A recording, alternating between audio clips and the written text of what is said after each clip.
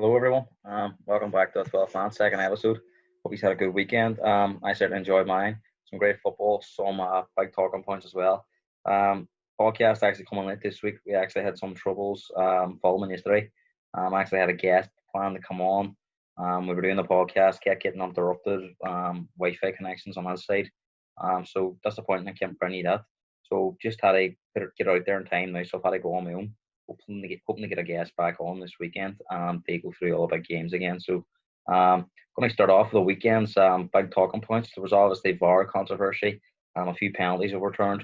Going to be looking at Liverpool's game against Leicester, Spurs against Man City. Going to touch on Arsenal too towards the end. Going to give you my predictions for the rest of the Champions League games this week and the Europa League games. So only one place to start, and that is at Old Trafford, where there was a massive VAR controversy. West Brom were awarded a penalty by David Coote, who actually has been in the media for the last few weeks. He was actually the VAR official that was in charge of the Merseyside derby a few weeks ago. He overturned that.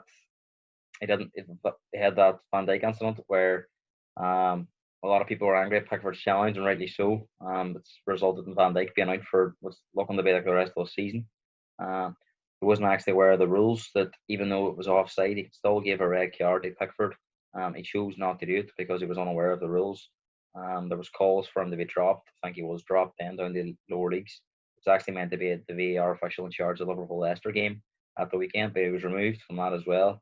So he's within the Man United game, probably short of confidence. He actually awarded a penalty to West Brom, and to me it looked like a penalty. He was obviously told to go over and look at it.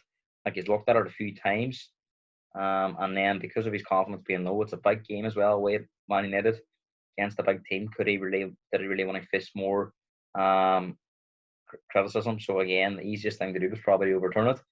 But I'm just going to share this screen for you. Have we look at this? If you look at Slavan Bilic, his comments, he's the West Brom manager, in case some of you don't know, he actually slammed the decision. He was very, very angry. He actually said that I'm very disappointed with the decision. All those crucial decisions went against us, and I think he's referring to there was a penalty given to Manchester United after the game as well. And for me, that was a penalty. I think he's not disputing that, but he's just saying that it went against him. He said on this one that he's watched it a few times back, and it's a clear penalty. He doesn't understand why it was overturned. Our penalty with the new rules, it's a handball, he said. So again, he wasn't disputing that. But it is a big point in the game because if you look at it, they had a chance to go 1-0 up away at Old Trafford in the second half. The decision gets overturned, then United get a penalty and won the game 1-0. And West Brom's fighting for every point. They stay in this league and it's crucial. And again, he feels that's went against him. And I completely understand because for me, it was a penalty. There was slight contact on the ball, slightest bit of contact for me, but the follow through catches him, stops him from gaining any advantage. And for me, it's a penalty. I know some people will disagree. Some people will probably agree. So it is a subjective decision. So again, there's no black and white on this. It has divided opinion. But for me, once he's given the penalty, I think it has to be a clear and obvious error from the overturn. And for me, there was no clear and obvious error. So that's why the penalty should have stood. So United were quite fortunate on this one for me. And, I'm sure they'll say if our decisions went against them as well. And again, it's going to go for teams and go against teams, as I said on the previous podcast. So we're going to move on to Aston Villa and Brighton. There was a very similar incident where in the last minute of the game, Villa were given a penalty by Michael Oliver, who was the referee was in charge of this game. Trezeguet, he actually in the box again. There was slight contact on the ball. Probably goes down theatrically, but again, for me, I think it was enough to give a penalty. Again, Michael Oliver goes over to the monitor, looks at it a few times, and again, is it a clear and obvious error? For me, it's not. I'm just going to share the screen again here. She's going to have a look at this. If you look at Dean Smith, he's also come out after the game, the Aston Villa manager, and he's actually said that it was a very controversial decision because he said he's actually lost for words to explain it. I don't know what a penalty is now. We could all hear the contact inside the ground. If VAR thinks it's not a penalty, then just tell the referee it's not a penalty. It wasn't given, so we'll have to take it on the chin. Basically, what I was saying as well, I thought VAR was there for the clear and obvious. That was not a clear and obvious error to me. Everyone heard the fall through in the stadium. My players said it was a penalty. So again, with these no fans being on the ground, he's obviously looked at that and thought, he's heard the contact. The players have heard the contact. I think Brighton were actually very surprised the penalty was overturned as well. So again, more of our controversy, and again, you don't really people probably bored of hearing it. I'm bored of talking about it, but it's happening every single week. And again, as it re-refereeing football games, I heard it. Adrian Durham talking about it. He said the whole point of ours they give referees, a better chance. They referee now they're re-refereeing it, and I actually think both of them got their decisions right. But I think there's that many penalties been given them, like they're under pressure now, and there's a slight contact on the ball. Anywhere else on the pitch, for me, that's a foul. The referee wouldn't even hesitate. So again, if it's on the box, it should be a penalty. I've seen penalties given this year that should have been penalties, but they were two for me that should have been given. So very disappointing, I would imagine, for their managers, because it's denied them points, and every point's crucial in this league. So moving on, our last topic on VAR tonight, which is you'll be really happy to hear, is Kevin De Bruyne has come out and said as well. So during the Spurs and Man City game, there was Man City scored an equaliser. Ball came in, it actually hit Jesus on the arm. Now, for me, this was the correct decision. I think it's a harsh rule, to be honest. I've spoke about it before on my posts and on this previous podcast. The handball rule is really, really, really, really hard for anyone to sort of understand what it is now. They've changed it so much. But if you hear what De Bruyne says here, he actually says that he doesn't know what the rule is anymore. I'll just get this up for you. He actually says he doesn't know what the rule is anymore, and that he thought it was above the arm. Now it's not handball anymore. Now the law changes. Now it's the middle of the arm. Now everyone knows it hits him. But honestly, I don't know the rules. If you listen tomorrow, the day after, it will come on whatever channel, and the referee will say it's a good decision. It doesn't really matter. I think he's referring there to Dermot Gallagher. He was on Sky Sports News on Monday sometimes, or Tuesday, going through all the weekend's decisions. And yes, 9 times out of 10 he will back a referee. Now again, he was a former referee himself, so he knows how difficult it is. But again, sometimes you hear they are ex-players like Steve Mornock goes on. He was saying a different viewpoint. So again, it goes back to the point I shared at the weekend. I think maybe getting an ex-referee and having an ex-player in, so they can both look at it differently and then come to a decision. And surely these decisions will improve. De Bruyne would only say, what can we say? I've been playing professional football for 12 years now. In the first 9 years, there were no rule changes. Now in the last 3, there's been a lot of rule changes. I don't know why football is such a nice game. The guys who make the rules should be in the game. I don't know who makes them. I would just say be consistent. That's it. And again, although it was a correct decision, I completely understand where De Bruyne is coming from, because again, at the start of the season there was this handball rule. Now it's been modified, and again, no one really knows what it is anymore. So when you're watching a game, you sort of think, well, what's handball and what's not? But for me, on the Man City one, I did think it was a handball, because again, it hits his arm, and he sort of control. If it doesn't have his arm there, I don't think he's able to control that ball, put it on net. Again, it's very harsh, but on the evidence we've seen this year with some goals as well, I think it was the right decision. So moving on, I'm going to talk about Liverpool's big performance the weekend, where they beat Leicester. A massive, massive statement for me. People went into the game saying it was going to be very difficult for Liverpool, a lot of injuries, and it was going to be a difficult game against Leicester for top of the league. But for me, it was a real performance as champions, a massive statement to the rest of the league that we're not going anywhere. We're going to be here this year. We're going to be whoever wants to win this league is going to have to get past us. And from the start of the season, I always thought Liverpool were going to be the team to beat. And after watching, I think there was a wee bit of doubt in the first few games. Obviously, that 7-2 result of Villa surprised a lot of people. But since then, it's almost like it's sparked them on their life. I watched a wee bit of Jamie Carragher Monday night on Sky Sports. He was talking about defensively, how they've improved. And yes, they are missing Van Dijk, but you can see on the training pitch they've done so much more work. Their defensive line's higher. It's still high, but it's better. Body position of the defenders is in a better position to adapt if the ball goes over the top. Then if you look at their shape in general, it's far better.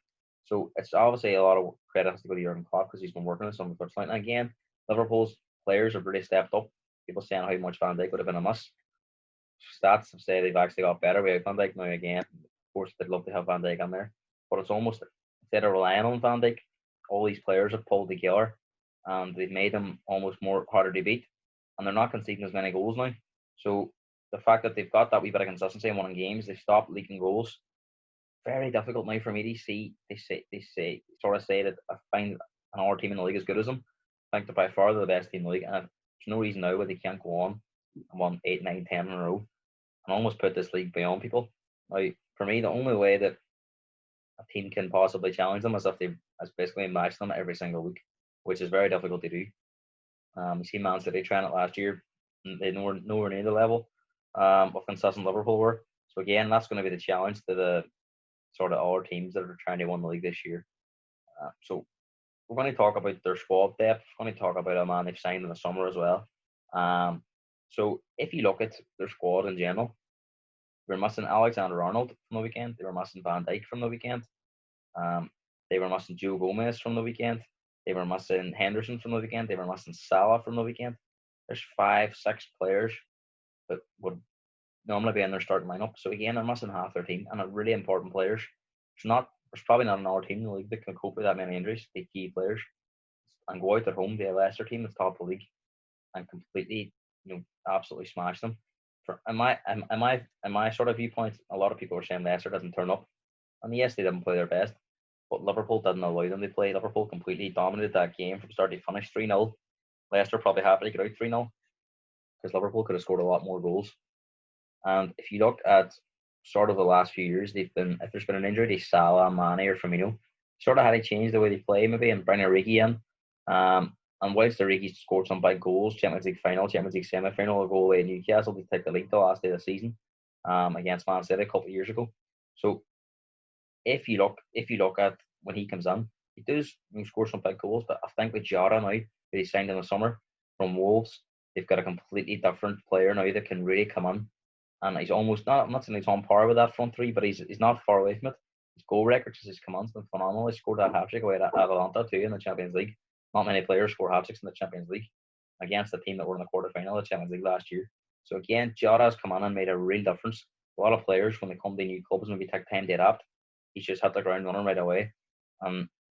It's the first time I've actually heard Liverpool fans saying that, maybe Firmino should come out of the team and Jota should come in. So it's the first time in years that Liverpool fans have actually maybe wanted Firmino to come out of the team for another player, and I think that's the biggest compliment you can give Jota.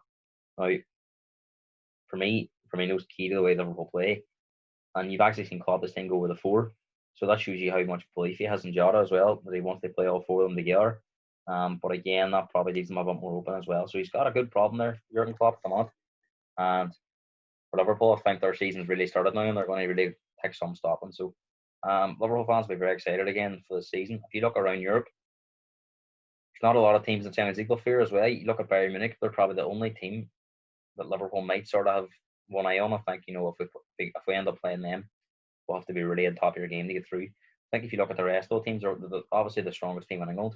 If you look at the French PSG last night, they didn't look great. They haven't looked great against Manchester. They haven't looked great this year. I think they got the final last year, done pretty well, but they don't look the same team this year. Plus, I think when it gets to the very big games, they can be. Liverpool would have that mentality edge over them as well. If you look at the teams in Madrid teams in Spain, you look at Madrid and Barcelona, definitely not at the level they were 3 or 4 years ago, and Liverpool would really fancy their chances against them as well. Then you look at just all our teams around Juventus. Again, Liverpool would be stronger. So Liverpool will think this is a real chance again. They have another great year and possibly even go on to make it a special year. I think that's the one criticism I would have had of them last year was, I know it was their first time winning league in 30 years, so they were really focused on that.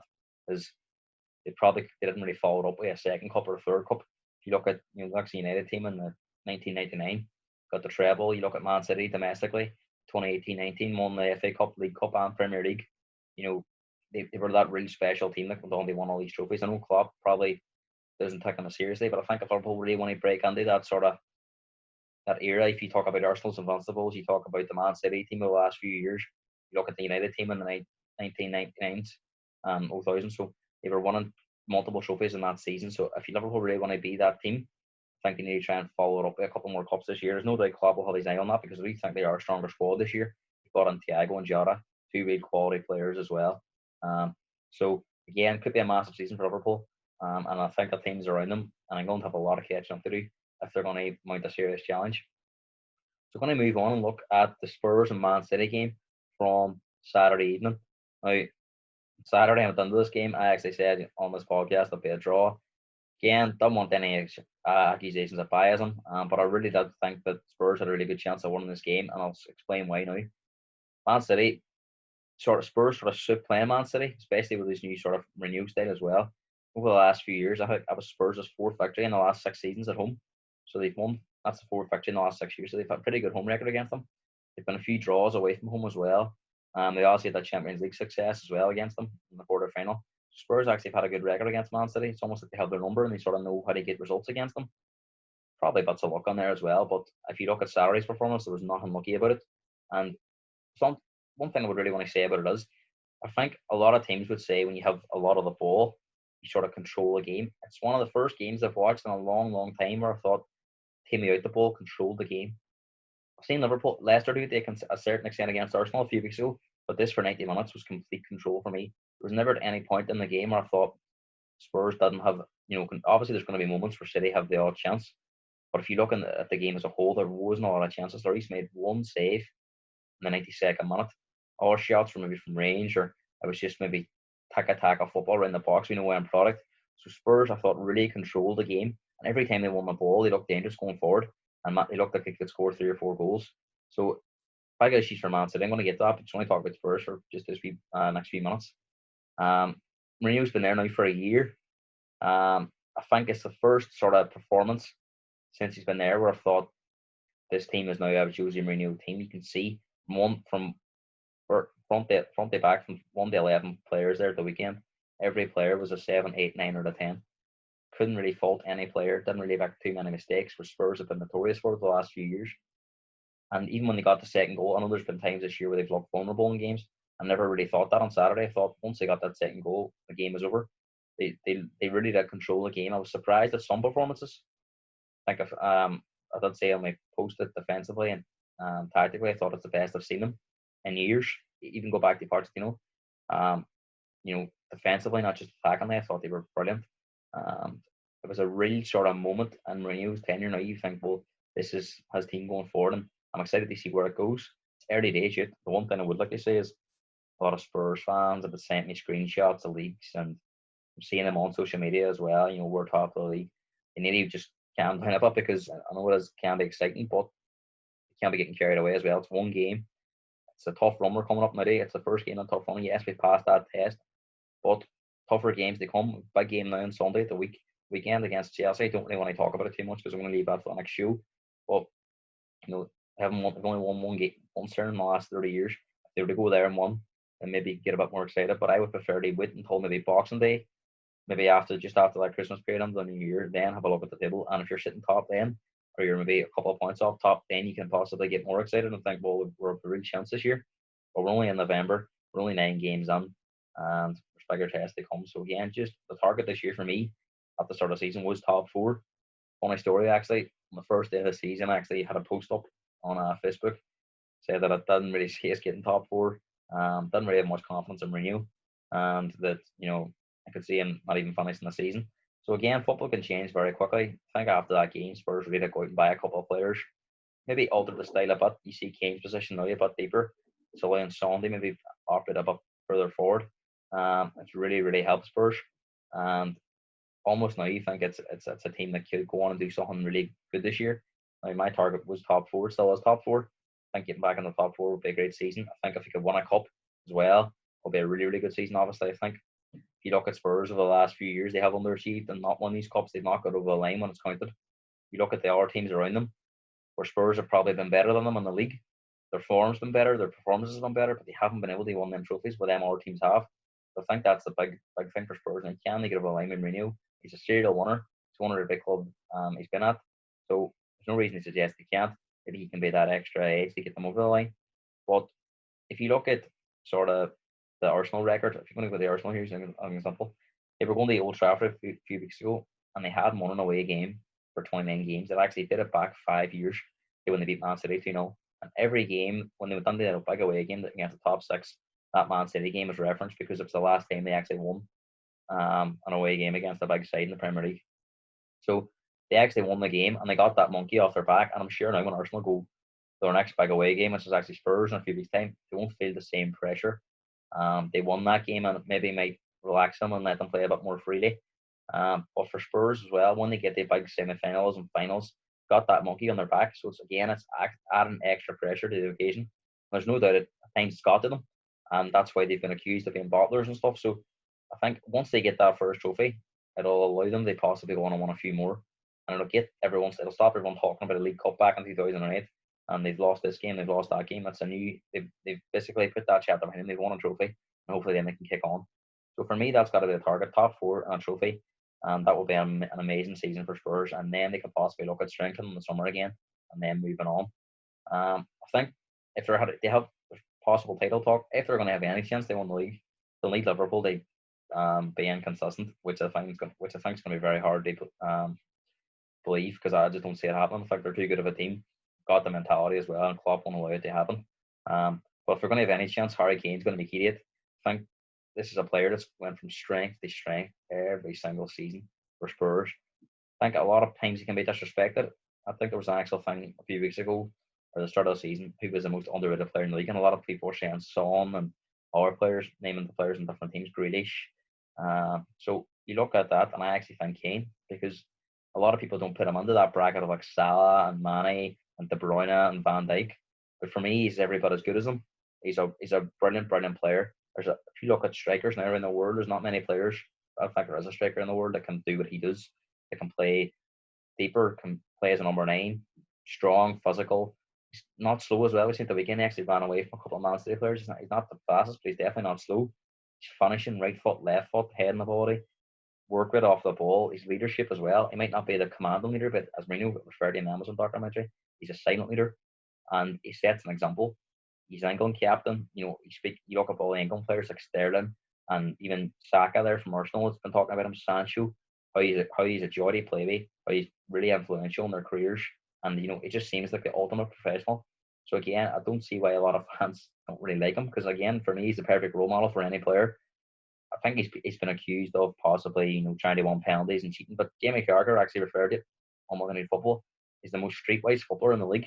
There's nothing wrong with being smart and trying to win fouls. And look at Diego Costa did it for Chelsea. He's a Mourinho type of striker.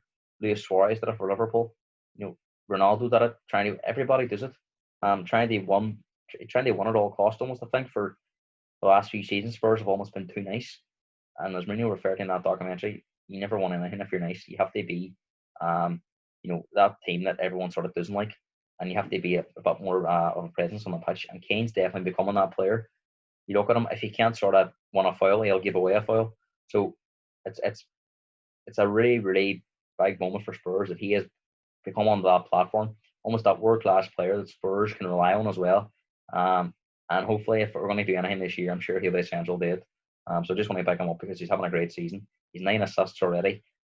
He's nearly the Premier League records 20 assists for Henry and De Bruyne. This rate, Kane's going to smash that.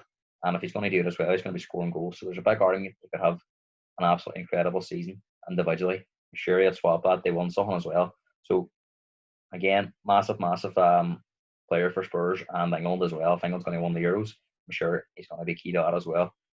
So moving on, I'm going to look at Man City in more depth as well. Now, the start of the season, a lot of people were talking about Man City as title contenders, and if anyone's going to beat Liverpool, it's going to be Man City. I think they were actually the favourites. They won the league at the start of the season to Man City.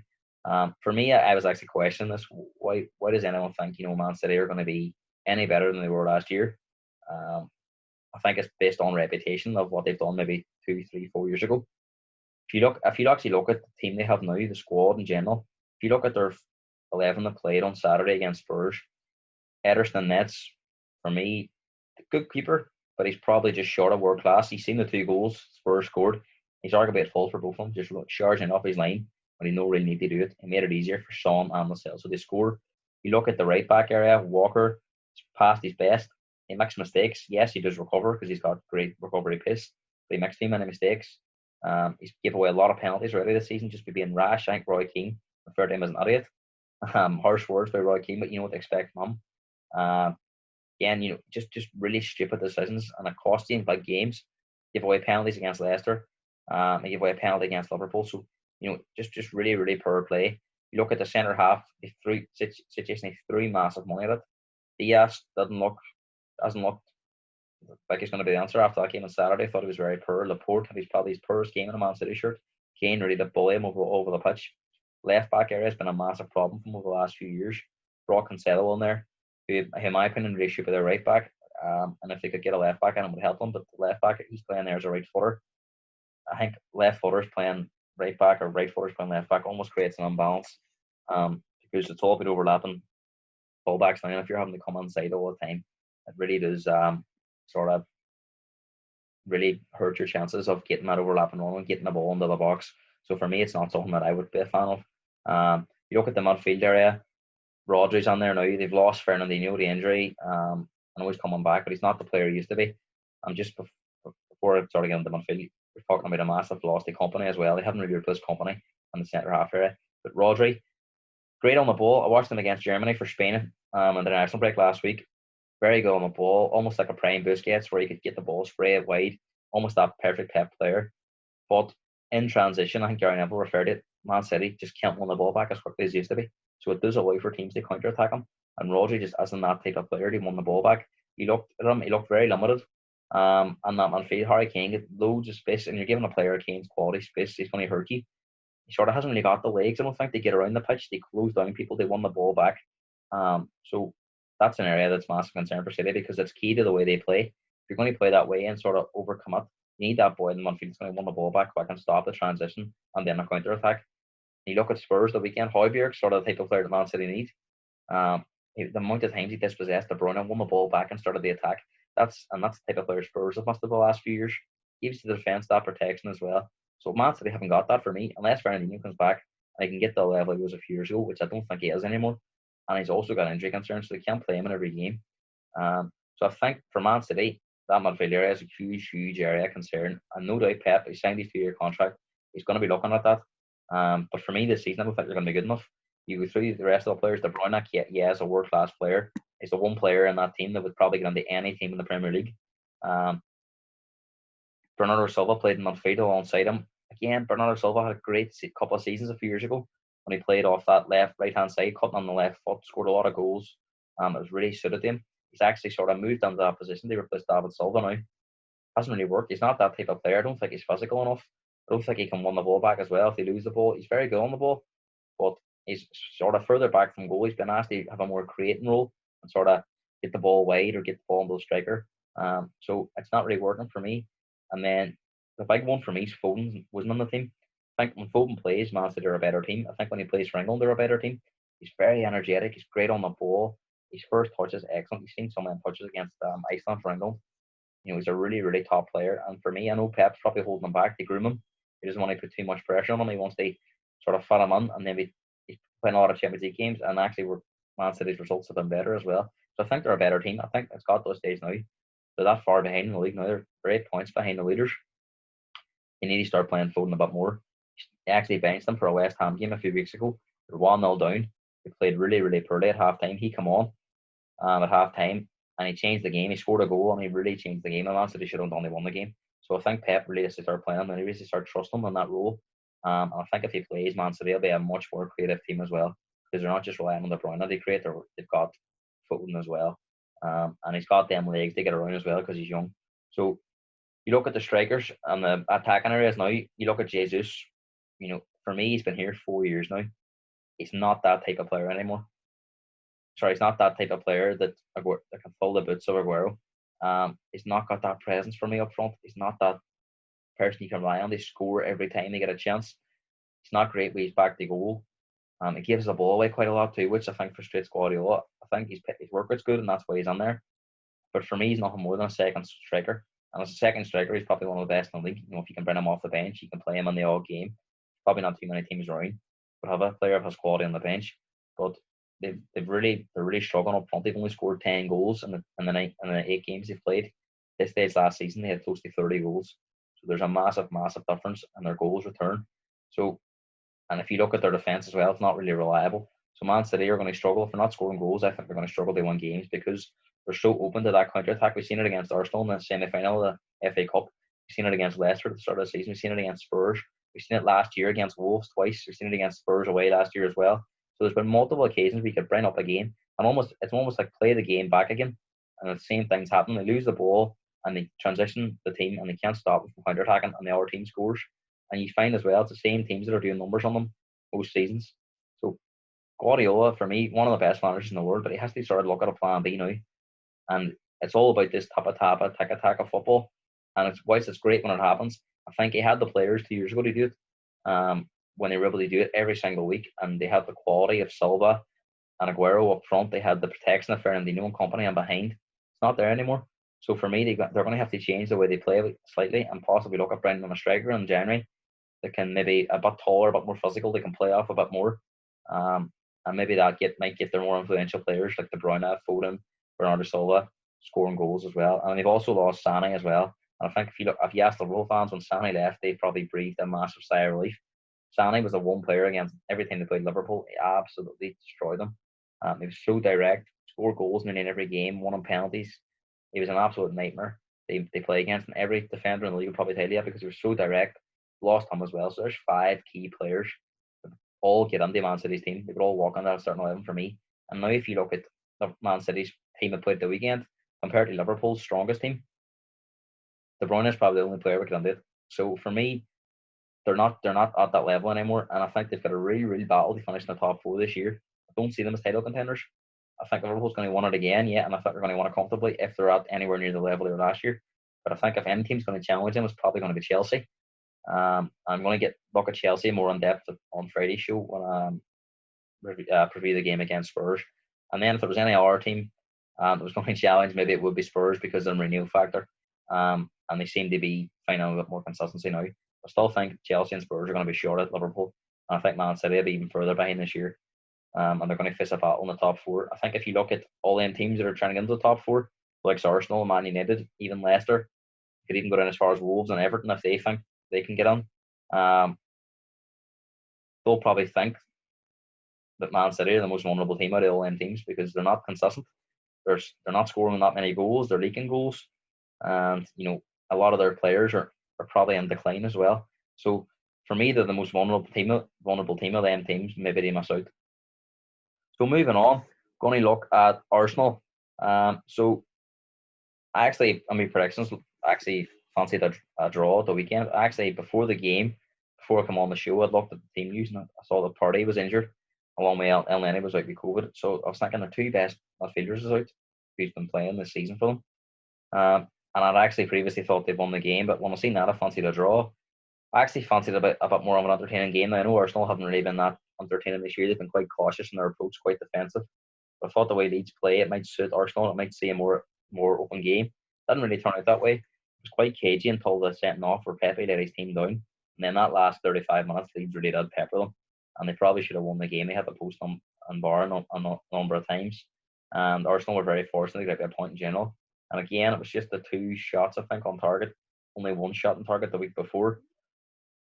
And then they're struggling to create chances as well. So they've got this unwanted record now. They've 8 hours of play without a goal from open play in the Premier League, which is a massive concern for any team. But a team like Arsenal, with all these players up front, like Aubameyang, who's in my opinion, a world-class striker. Maybe not so much an out-and-out striker, but on finishing terms, there's not many better than him. Like I said, who's cost 50 million, probably not had the heights of his value, but he's still scored goals in England, still scored goals in Europe, still a player you expect he to score some goals. Pepe's come on with 72 million, probably hasn't justified it, but again, we've seen what he can do when he's not consistent, but we've seen what he can do when he performs. Willian, a winner at Chelsea, he's come on, hasn't really worked out. He had that great game against Fulham in the season, hasn't really worked out for him so far. So then 4 players, you still expect chances to be created, goals to be scored. It's not happening. I think a lot of the blame has to go to Arteta. I think he's got very cautious. I can understand maybe last year in the big games he was doing it, but every week now it seems to be, it doesn't matter who they play, Arsenal don't really change their style. They be very cautious. And then games where teams are happy to sit back, they dominate the ball and don't really create a lot. Not a lot of shots on target, not a lot of great chances you can talk about. And it's really, if you look at their body language, the players up front, Aubameyang looks a shadow of himself, doesn't look happy. He signed this big contract, and a lot of people have been saying maybe he's not interested because he signed a big contract. Now, I don't think he's got that. I don't think he's got that personality, that character. He just strikes me as somebody that loves playing football. People have been saying he's out in the left wing, he's isolated. But he scored all his goals for Arsenal playing in the left wing. People have been saying play him in the middle. I think he almost sits coming off that left hand side because he's harder to pick up. Plus, he hasn't really got that physical strength. He's probably not as quick as he used to be because he's getting older. He's not really that link-up player that can play his back to goal. So I almost think he should playing out on the left-hand side. But the problem is, Arsenal have got actually seen a freeze frame against Villa where they were 2-0 down with about 15 minutes to go, and they had 9 or 10 players behind the ball defending. So Aubameyang's almost cutting a crusader figure up front. He's up front on his own. And we were talking about transitions there. I think when Arsenal do want the ball back, they're that deep in the pitch, they can't get the ball forward quick enough. And then it allows teams to maybe suffocate them and win the ball back quickly. I mean, Villa done a real job on them. Dominated the game. I've never seen a team like that at home dominated. A big sort of team by a team lower down the league where they were just overran them for 90 minutes. And it was largely down to tactics. I think Arteta didn't. It was probably the first time in his Arsenal career where he thought, this is a massive situation that I've got. There's a question about the players. Are they good enough? He probably doesn't trust someone. But I think he has to let the handbrake off now because they're not scoring goals. And although they've got a lot better at the back and defensively, they're stronger. You need to win football matches. And they can't rely on penalties or set pieces every week. And when you've got players like Aubameyang, like I said, Pepe, well, you have to play to your strengths. And at the minute, they're not playing their strengths. They've got Wolves coming up on Sunday at home, and that's going to be another really difficult game. A lot of teams play with these low blocks now. We call them low blocks. I think a few years ago they were called Park blocks. But low blocks, Wolves are really, really good at it. They don't concede a lot of goals, and they've got players in their counter attack that will be able to hurt Arsenal. And I think now there's added pressure for Arteta because of how well maybe Spurs is doing. And again, it's early in the season. But if say Spurs were to go away to what Chelsea and won, and then Arsenal maybe were to draw or lose the weekend, and then they've an Arsenal derby next week, and if Spurs already won that, Spurs would be top of the league and possibly 12 points out of Arsenal. And that's a massive gap at this stage of the season. And I think it's almost worked out worse for Arteta because if this had been Pochettino, you could say, he's had 3 or 4 years, 4 or 5 years, maybe bold. Mourinho only come on 4 games before Arteta. So there's Arsenal fans saying, well, why are we not up at the top of the league? Why are we not challenging? And a lot of teams will put, and a lot of Arsenal fans watching this probably go, well, we've won an FA Cup. What did you win last year? And rightly so, they did win the FA Cup. And, Spurs fans would love a trophy. But it's almost like that FA Cup one's papered over a lot of their cracks. The league form's been actually worse under Arteta. So there's obviously an issue there with how they're able to win games. He's trying to find that balance. And I understand you can't just go gung-ho because Arsenal's defence isn't good enough. And they will lose games in the counter-attack and they will get ripped apart. But it's trying to find that balance between attack and defence, and he hasn't quite got it right. And I do think patience has started to run out with Arsenal fans. They're not scoring goals. They're not good to watch. All these things that you associate with Arsenal. And I think when you play this way, you have to get results. And they're not getting them at the minute. So that's the big concern for Arsenal fans and Arteta. How do they try and fix this now in the next few weeks? Because big games coming up. They're already 5 points in the top 4. So they won't want that gap getting too big heading into the Christmas period. And you don't want to be sitting around that Boxing Day where you're 10, 12 points behind even top 4. Basically kills any chance you have of getting top 4 at that stage. And you have to rely on Europa League, and it's not easy. It's not an easy competition to win. So that'll do us for this week's show. In terms of what we're talking about at the weekend review, we're going to get into these predictions. I'm just going to call out the predictions I've done for the Champions League and the Europa League as well. I've done predictions for yesterday, so as well. I actually had Rennes and Chelsea for a 1-1 draw. Chelsea scored later on, scored basically last kick of the game. Giroud scored, and they won 2-1. I had United on for a 4-0 win. They won 4-1. So again, I fancied them to really against Istanbul. Fancied that team to be per coming away from home. Turkish teams aren't really that good away from home when they come to England. I thought it'd be a completely different game to the one United lost. And I really did think Van de Beek would play. And I didn't see the game. From what I heard, Van de Beek was very, very good. So again, I'm sure United fans will be looking at that and thinking, why is he not playing? More pressure and all. He pick him. If he doesn't pick him and the result goes wrong, people will point that out. So it'll be interesting to see why he plays him on Sunday against Southampton. That'll be a difficult game away from home. Southampton did really, really well. Going to talk about them more on the Friday show as well. If there's any Southampton fans out there watching. Moving on to Wednesday tonight, Man City's playing at 6 o'clock away from home against Olympiacos, and I think Man City should be playing these games in Europe. Teams seem to be giving them a bit more space to play. Maybe not knowing all their limitations as well. Olympiacos, decent team at home, so this won't be easy. But I fancy Man City to rotate, make a few changes, be a bit more. Probably bring Foden back as well, give them more of a better balance. I think the one is 2-0. Liverpool at home to Atalanta. I think they're going to have to rotate their players because they're really short in players at the minute. and there's no doubt Klopp will be thinking we're 9 points in the group, we're nearly as good as three. So, and he'll think from 5-0 against this team the last time at home at Anfield, he'll fancy them to put out. Even if he puts out a few changes, he'll still fancy them to win the game. Can see Curtis Jones maybe still playing. Can see him resting. Mane, possibly even Firmino, maybe going with Salah. He's been off with COVID, bringing him back in. Still think they'll be far too strong for this Italian team. And I fancy them they won 3-0. So, moving on to Europa League. First game up, Molde against Arsenal.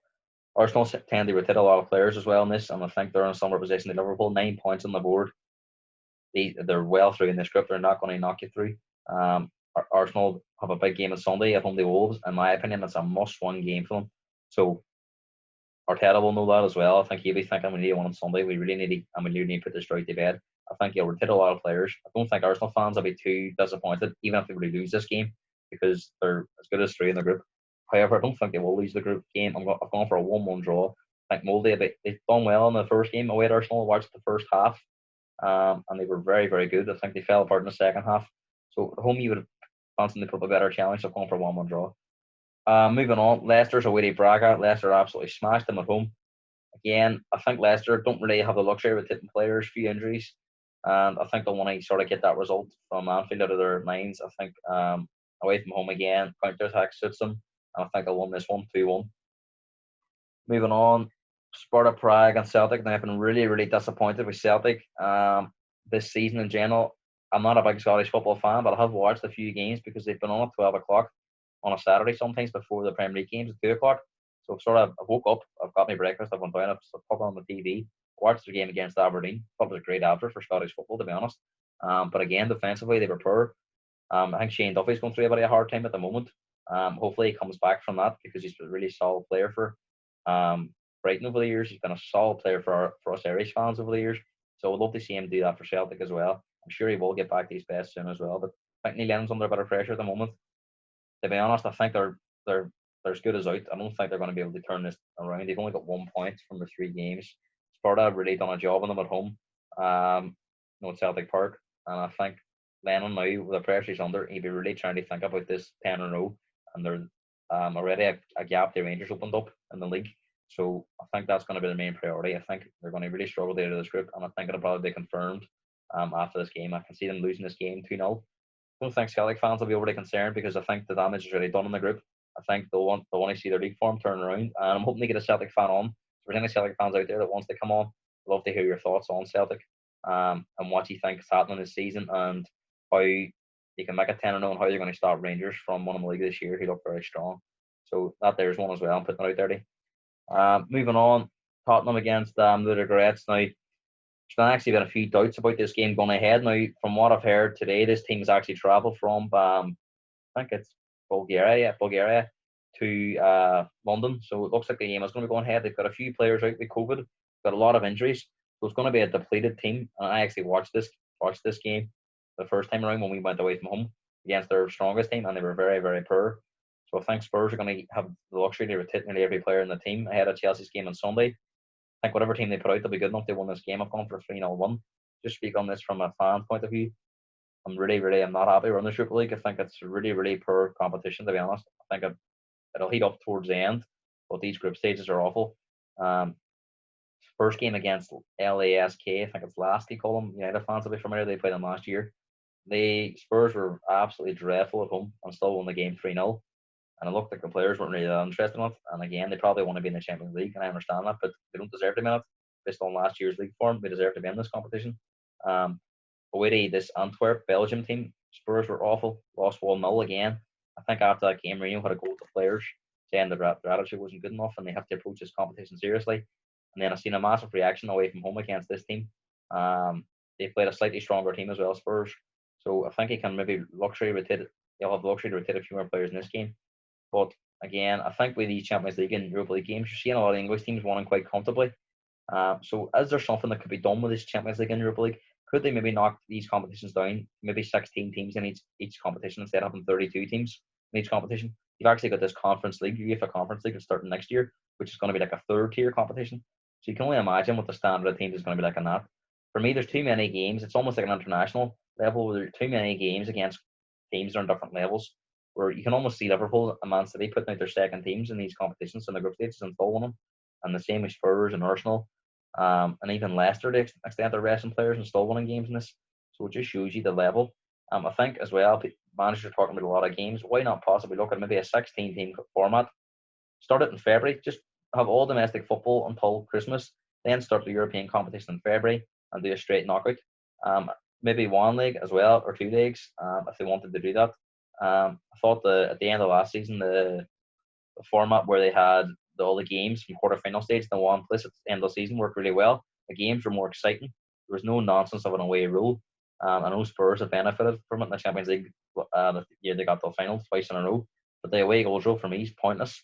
Just don't get how a team should be penalised if they draw a game, but they're put out on away goals. It's the most silly rule for me, and I never agreed with. So again, why not have a format where you have less games and maybe have a better standard of teams? Surely it would work better, and it would stop managers maybe complaining from the amount of injuries as well. So just going to finish off these predictions. Rangers at home to Benfica. Now, really a bit impressed with Rangers this year. Seen some of their games, especially in Scotland. They seem to be absolutely smashing every team they play. I think they've only dropped 2 points. So they've been very, very good. Very, very good in Europe as well. Steven Gerrard seems to now have everything he wants for that title challenge. I think this is going to be the year that Celtic have really faced a battle they won it. Rangers have been notoriously for falling away in the second half of the season, but the results this season suggest that might not happen. Their style of football seems to be a lot better. So Benfica last time out they drew 3-3 at home. Again, this will be another difficult game. I've gone for a 1-1 draw, and again that will be another fantastic result. It will take them only 9 points in the group. So they've been a really strong position. 8 points in the group. Take them on a really strong position with 2 games to go. Haven't played Benfica twice as well, and I fully expect them to qualify from this group as well. So it'll be interesting to see how that affects the title race in Scotland if they're in Europe and Celtic ain't. Will that favour Celtic? It probably will. So very interesting as well. Last game, now I've gone with my Hearts prediction here for this. I really hope Dundalk can get their first one in this competition. They're home to Rapid Vienna. They were beat 4-3 last time out. Very unlucky again. At home, the first game in the group they played, they were 1-0 up and they were beat 2-1 by Molde. Again, the difference probably they were up 1-0, played brilliant half-time game, and you thought they were in a really strong position. See the 2 goals in the second half. One was a penalty, probably fitness as well coming on it. And you have to be their concentration levels have to be at 100% in this competition if they're going to get any results. I think this will be their most likely result if they're going to get one. This will be it, because I can't see them beating Arsenal or Molde away from home as well. So this is going to be the game they're going to have to win if they're going to get their 3 points in this competition. Probably still not going to get out of the group, but it would be great for Irish football if they were to get a 1 in the group stage. So I've gone for a 2-1-1. Fingers crossed on that one. So that's us for today. Really hope you enjoyed the show. Going to be back on Friday. Hoping they have a Chelsea fan on with me. They preview the Chelsea and Spurs game. We're also going to be looking back on some of these results in Europe and looking ahead to Southampton against Man United as well, which is a big game coming up. We'll look at Arsenal Wolves and we'll look at some of the other big games around the league this weekend. So thanks for watching and stay tuned.